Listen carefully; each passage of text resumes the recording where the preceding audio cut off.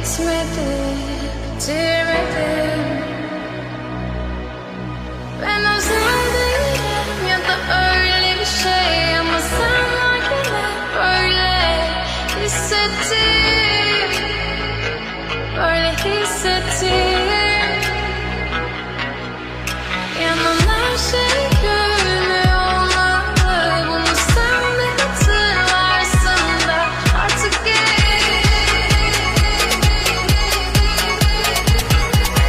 böyle hissettim.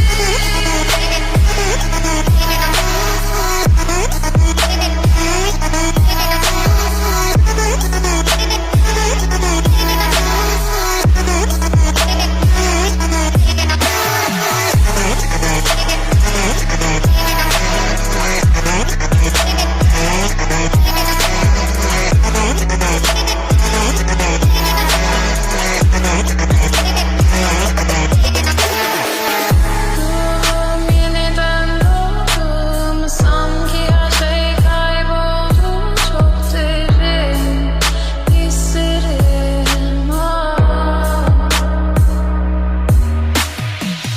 Omzum yükle doldu ama bende vazgeçmek yoktu. Bitmedi, bitmedi, bitirmedi.